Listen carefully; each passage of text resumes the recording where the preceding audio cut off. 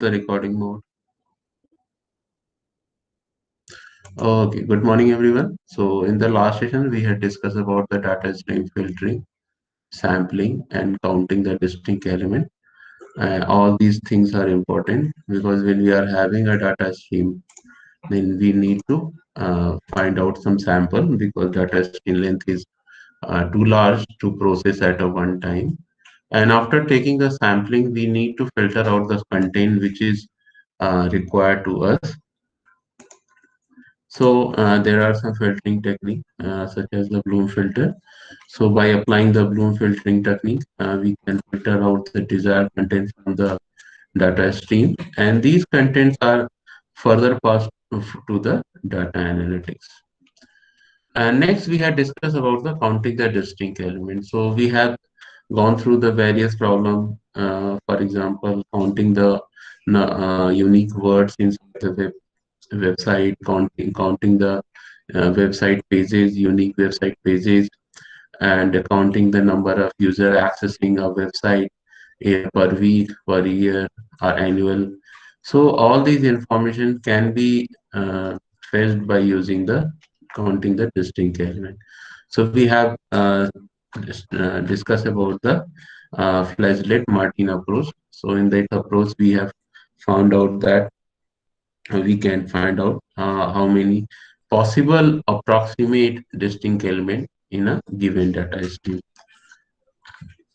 So guys, any questions or any doubt till now?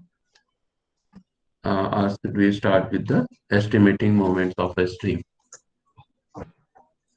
Okay, so if you have any question, you can post in the chat box or you can unmute and you can speak. Now I will discuss about the estimating moment of the stream. So in the last session, we have gone through this paragraph. I have taken this content from this link. So this paper is discuss about the data stream applications. So if you've gone through some important point here. So in data stream application, it is often required to continuously track the big picture or an aggressive aggregate view of data as opposed to detailed view of data. So here authors is trying to say that rather going for a detailed view of a data, we have to make out a big picture or make a overview of from a data. For example, suppose you have a large amount of data. So rather going for the whole visualization of data, what is data is can be visualized in a various form. For example, if you have a news website data, so you can make a visualization based on the time chart where you can display what are the different news articles in a different sector with respect to the time. What are their frequency? What are their customers hit? What are their customer expectation on such kind of but estimating moments is all about counting the distribution of the data. For example, suppose you want to find out that what is your data is all about. So suppose you are want to find out some particular information about the data, whether it is so whether it is a very large one on any peak day or any another not peak day, if it is a smaller one.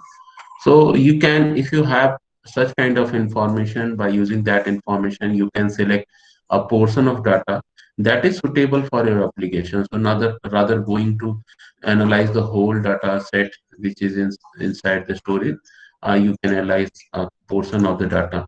And as well as you can find out the information which is not relevant to your own uh, uh, project or data analysis. So we'll go further some deep example about what we are discussing here. What is a moment and what is how can we estimate a moment inside ST. So now, so let us discuss about what is moment in statistics. So moments are a set of statistical parameters to measure a distribution. So when we are trying to measure a distribution of data set, we want to find out the various features inside the data set. We can count the moment. We can use the moment method. Some moments method are taking the mean, the average of the data set. For example, if you want to, if you have a weekly data plan or daily data record of your e-commerce website, so you can find out any average product sale on of any category. So you can take that option rather taking the data from a daily routine for 1 year. You can take the annual average sale of those products so that you can take a further decision. You can perform the variance, for example, standard deviation. We had already discussed about that. So in the standard deviation is the square root of the variance. So it will indicate how closely the values are spread about the mean. So if you want to find out, suppose you have an average sale record of your e-commerce product, for example, mobile. So if you have a mobile sale record, an average sale record for a year, and suddenly you are getting some new record which is having a more deviation compared to the mean average deviation. So you can analyze those sample, or you can, if you find out that that certain spike in the sale of the mobile is somehow not related to some other reasons. For example, some discount is relevant to it or other things. So you can use those information to make a more detailed decision while you are taking a calculating the moment of your data stream. Another thing, you can use the skewness. So skewness is measuring the asymmetry of distribution about its peak. It is a number that describes the shape of the distribution. So you can find out that what is your whole data is distributed. So for example, if you have a mobile data cell data record for a whole year, then if you apply the skewness, you can find out what is the distribution pattern in the whole year. So using that pattern, using that graph, using that visualization, you can find out that if some at some time your mobile cell has a more numbers compared to another time.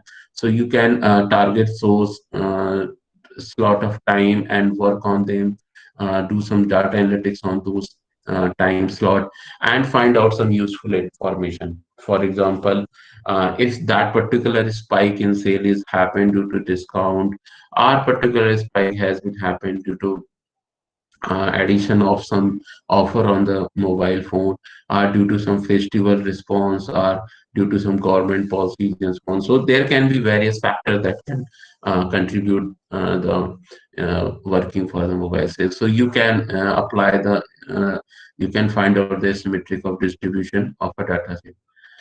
And another can Sir, moment the code. Yes, please.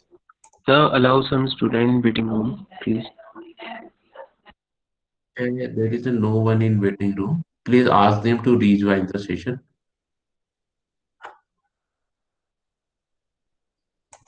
Okay. So we can use the curtis to measure the peakness, and flatness of a distribution. So these are the some distribution of data set we can calculate, or we can visualize using the moment. So now these are the moment are represented by the statistical parameters. So when we are discussing about the data stream, so there are some moments method are defined. So we'll discuss about them now. So here is a one method to estimating the moment of the stream.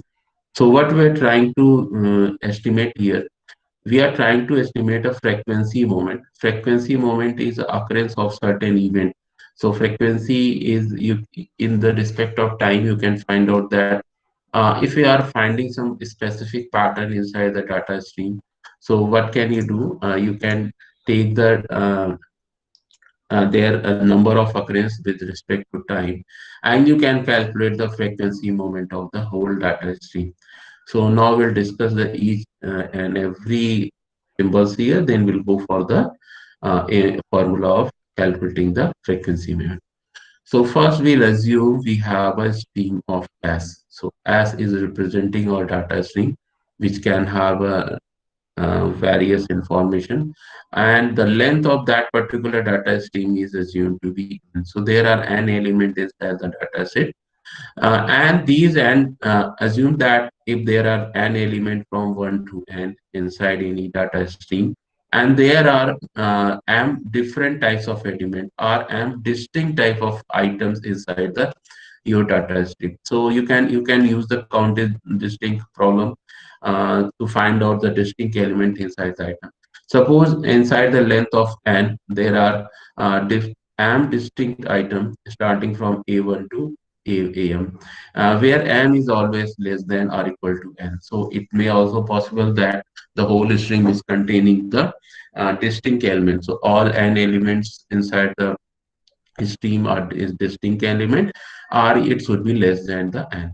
So you are having a different item inside the stream starting from a1 to am.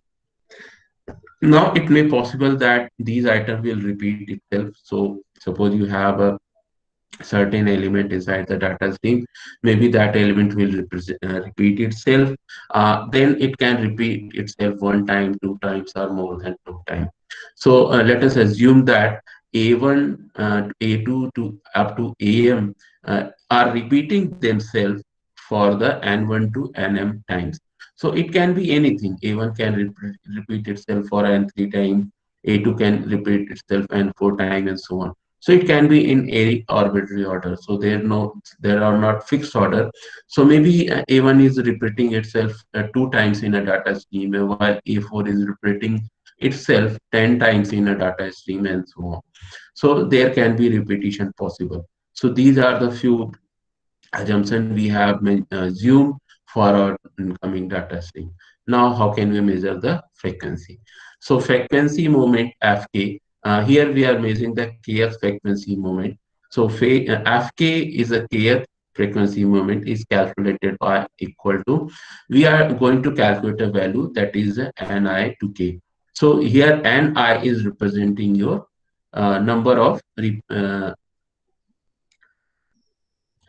values which is being counted for repetition. So n will be representing the number of count the particular item. For example, a1 is repeating itself for n1 times. So n1 is here a count number of a1. If there is a a2, it is representing n2 times. So n2 is here the count of a2 occurrence inside the data stream. So n is representing the count of occurrence of any given element. So n is here representing by ni to k, where ni will represent the arbitrary order for which it is being calculated, and k will represent the kth frequency moment. So k can be take any value from 0 to any value up to the uh, k, but it should be less than m. So it can take any value from k to n. So we are calculating the kth frequency moment, so we'll calculate the nik. Now we'll take a summation of whole values where I will be from 1 to m. So why 1 to m? Because we are having the repeated element. These are the count of repeated elements. So we are having a repeated element from 1 to m. So we are taking the summation of this 1 to m. Now we'll calculate the value and we'll get the kth frequency moment. Now, so if we'll put the k equal to 0, we'll get the zeroth moment. So what is the meaning of zeroth moment? Let us back to that. If I will put the k equal to 0, means we are calculating the zeroth frequency moment. And when we'll put all these value, what will you get the? We'll get the number of distinct element inside the whole string. So we'll get the same value as we have calculated using the flashlight multi approach. And f0 is the number of distinct element in the string. So we are getting the f0 value, which will be representing the number of distinct element in the string. When we'll put the k equal to 1, then we'll get the first moment, and the first moment will represent the count the number of element. So it will simply represent the length of the string. So when you are putting the k equal to 1, it will represent the simply the length of the stream, and f1 will represent the number of element inside the n. Now the important thing is a k equal to, which will represent the second moment. So second moment is also called as a surprise number s. And it will measure how uneven the distribution is.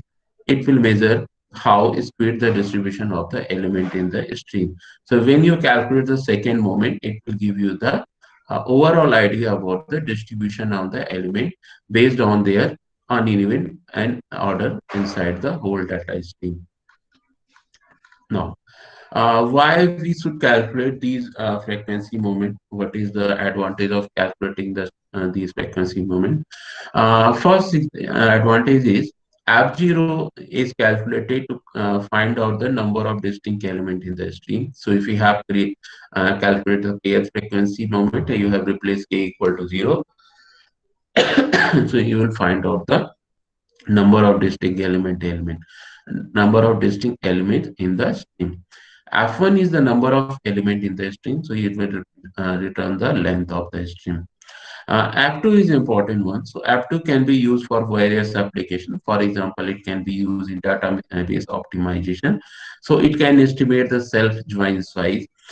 Suppose you have fired a query like this, return all pairs of individuals that are in the same location. So you have a data set, you want to find out these information where all pairs of individual who are in the same location. So you want to find out the individual information based on their location information. And these information are distributed overall in a different database. So you can use the F2 from the data stream and you can find out the required information. F2 is also used to measure the information in a string. So how can we measure the information in string? This is a separate topic. If you have a time, we'll discuss about it. But information will represent the what is the content inside the stream. So you can calculate the information, whether you can use the entropy information formula here to calculate the what is the hidden is in information inside the stream. And the last one, frequency moment is used to estimate the skew in the data, also helps when deciding how to partition data in a distributed system. So if you have a large data set and you want to partition the data set into different sub data set, then you can use the frequency moment and you can measure the points where you can distribute the data sets so that each and every data set can represent the features and characteristics of the whole data set. So these are about the frequency. Now we'll discuss another topic, and that is a counting oneness in a window. So why we want to count the oneness in a window? Because when we are having a data stream, and sometimes we want to calculate how many ones are there in the data stream and how many ones are there in the last data stream that has been received to us. So we can find out that there are algorithms for it to calculate the one in the data stream. Let us go with that.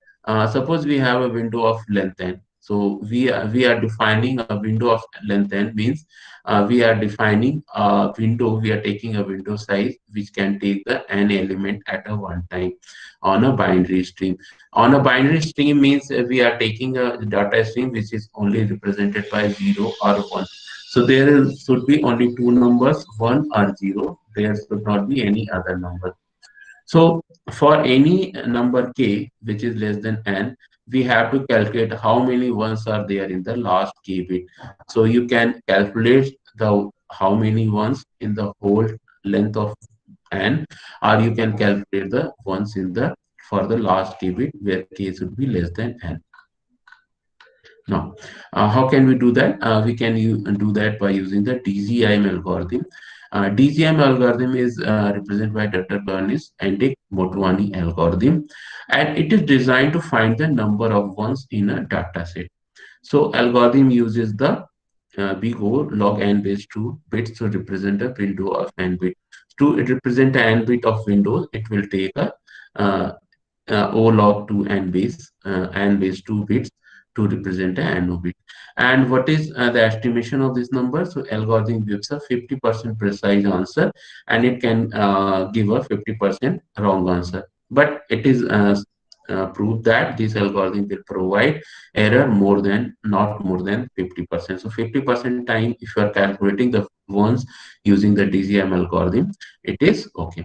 Now we'll discuss this DCM algorithm from this blog, which is given on the uh, medium.com. So let me open that blog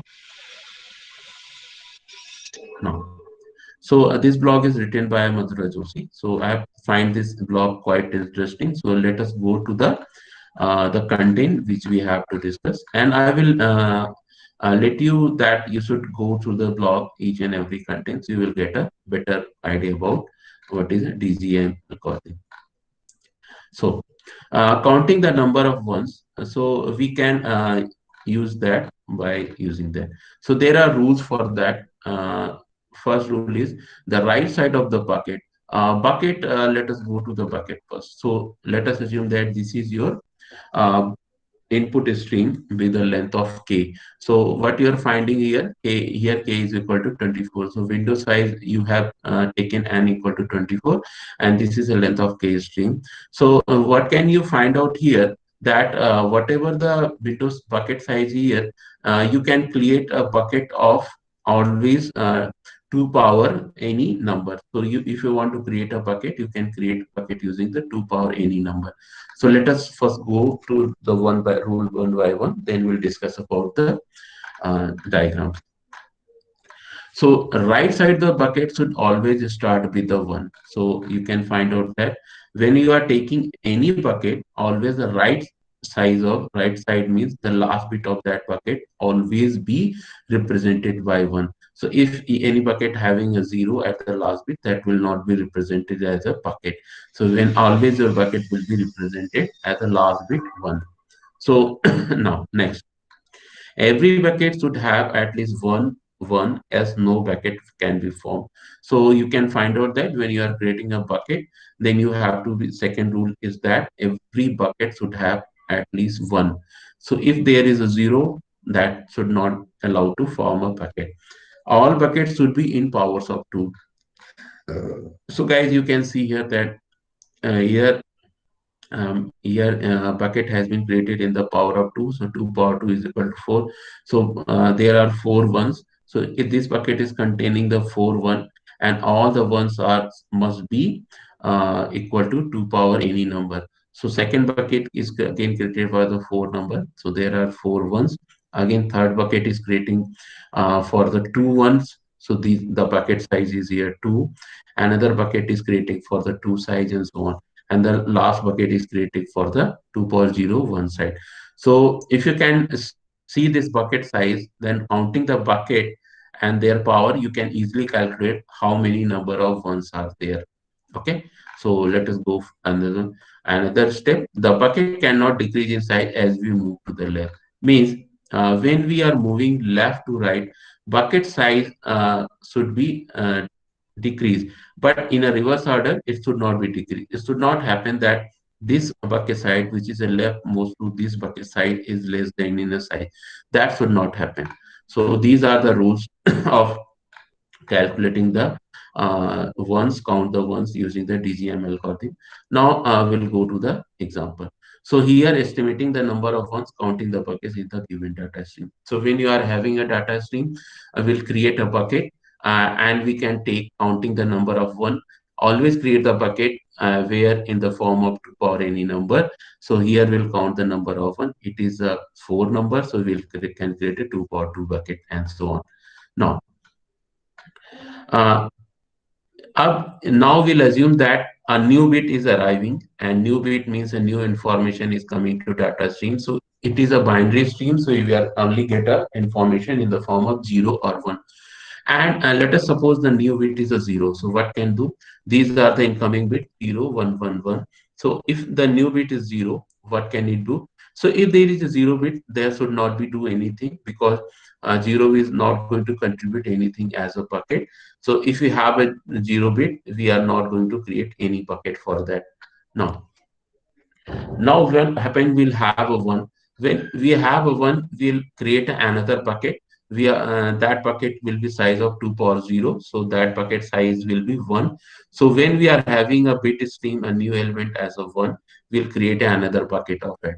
Now the rule says that when we are having a two bucket of same size at the rightmost, then we'll merge those buckets. So now you can see here, earlier there is a single size of one, single size one bucket is there, and now there is another bucket of size one, and we can find out that there should not be bucket of the same size as per the DCM rule. So what can we do that? We can merge this bucket. So you can find out that we are merging this bucket and we are creating the another bucket. So now our bucket is a 1001. So we have merged this bucket, that is a 1001. Now we are having a bucket of size 2 power 1. So we are having a bucket of size 2. And again, the rule says that there should not be a same bucket size. So here you can find out that if we are having a bucket size of 2 power 1, 2 power 1. So these bucket can be merged again. And when you merge this bucket, you will get the bucket size of 2 power 2. Again, we'll go to the leftmost and we'll check that if there is a same bucket size. If there is a same bucket size, we'll merge that. So we'll do that until there should not be any bucket size, same bucket size in the data in our window length, and we'll merge all the buckets based on that. So when we'll perform all these operations, we'll find out the number of bucket. Now when we can easily calculate the number of ones using these bucket. So I will suggest you, if you have any doubt, you can go to the whole blog, or if you still you have a doubt, we can discuss it again on the using any separate Google sheet. Now let us back to the algorithm or data or PPT.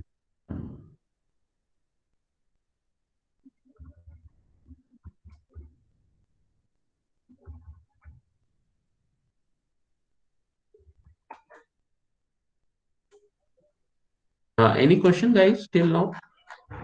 So counting the ones in the using the DCM algorithm is quite simple. So we had discussed one example from this one, and if you have completed the syllabus, then we'll take another example of counting the ones, and we'll do that. Okay. So uh, is it any question or doubt using till the DCM algorithm?